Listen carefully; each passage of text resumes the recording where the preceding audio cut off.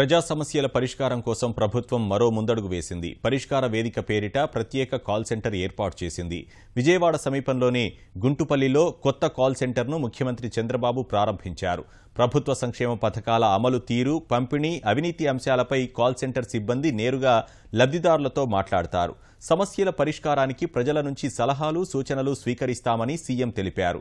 అవినీతి రహిత పాలన, అర్హులకు సంక్షేమ పథకాలు అందాలన్నదే తన ప్రయత్నమన్నారు. త్వరలో కాల్ సెంటర్కు ప్రత్యేక నెంబర్లను కేటాయిస్తామని చెప్పారు. ప్రజల ఫిర్యాదులను కాల్ సెంటర్ సిబ్బంది నమోదు చేసి పరిష్కారం కోసం సంబంధిత విభాగానికి పంపుతారని వివరించారు. పెన్షన్ తీసుకున్న రోజు కానీ మరుసటి రోజు నా వాయిస్ తేడుతుంది.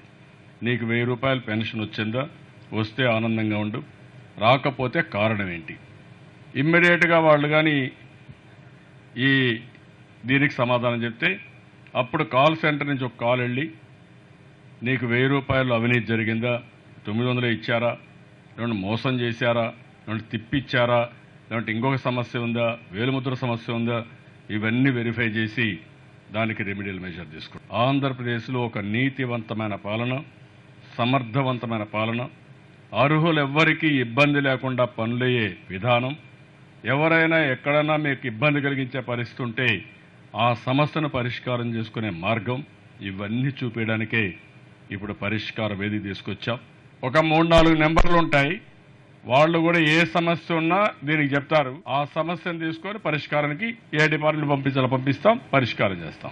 ఎవరైనా ఫోన్ చేయొచ్చు, ఎక్కడి నుంచైనా ఫోన్ చేయొచ్చు. ఫోన్ చేసిన ఆధార్ నెంబర్ చెప్పాలి.